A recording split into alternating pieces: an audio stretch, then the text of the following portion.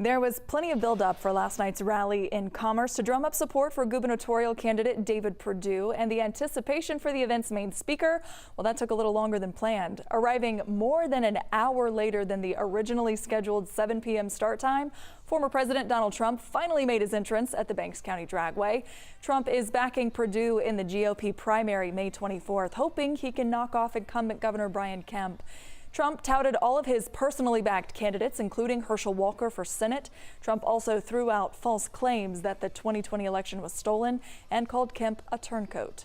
If there's one thing the people of Georgia need to know about this race, it's that Brian Kemp, he sold you out. He didn't look. He didn't want to look. He didn't want anything to do with it. He didn't want anything to do with it. Kemp has repeatedly caved to Stacey Abrams. I think he's afraid of her. Why is he afraid of her? The hell is there to be afraid of? But he bent to Stacey Abrams. I don't think he bent to Joe Biden. I don't think Joe Biden knows what the hell's happening. Joining me now is Chuck Todd, moderator of Meet the Press. Good morning, Chuck. Hey, good morning, Christy. Former President Donald Trump was in Georgia once again last night, where he mostly talked about himself before bringing up his anti-Kemp candidates. Chuck, do you think, did this sound more like a campaign speech for 2024 for Trump himself? It sounded like a campaign speech from 2020, actually. And that's the problem, I think, for the former president, is that he's obsessed with the past and he's not looking to the future. And it is, you point out, it was all about him and his own grievances here. And I think that is why David Perdue is struggling in his primary campaign against Governor Kemp. We've talked about this before. David Perdue hasn't come up with a reason to fire Brian Kemp outside of his own personal grievance that, hey, he blames Brian Kemp for his own Senate loss, when a lot of neutral observers say it was former President Trump that David Perdue should be blaming for his Senate loss in 2020 and the subsequent runoff election in the first part of 2021. I think we're finding out. We're going to find out in a hurry. But it's possible that the former president's bite in a primary is not as vicious as many Republicans have feared.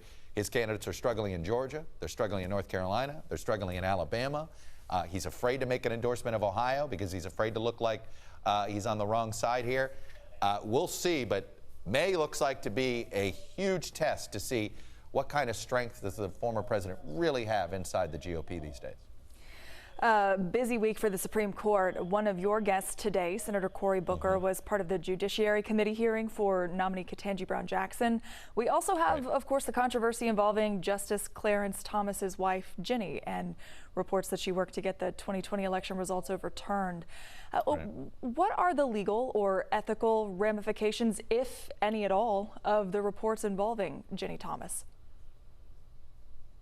Well, look, it's not against the law to believe in conspiracy theory, to be a spouse of a government official that believes in conspiracy theories.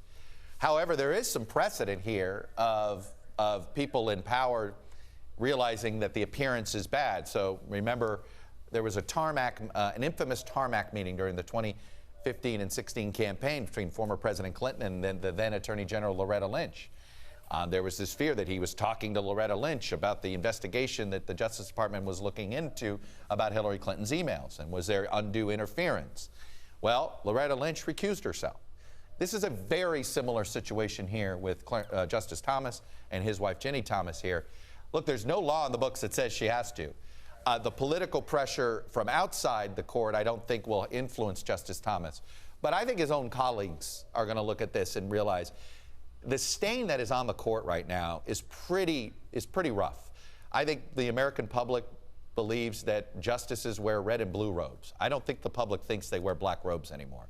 It's a huge problem. I know that the Chief Justice Roberts, Justice Breyer in particular, are very concerned that the perception of the court has gotten so partisanized, and this only makes it worse. So it wouldn't totally shock me if Justice Thomas acceded to that and at least recused himself on January 6 cases, because the look here is not good. And the precedent exists. Okay, Chuck, thanks. Meet the Press airs at 10 following 11 Live Weekend Morning News.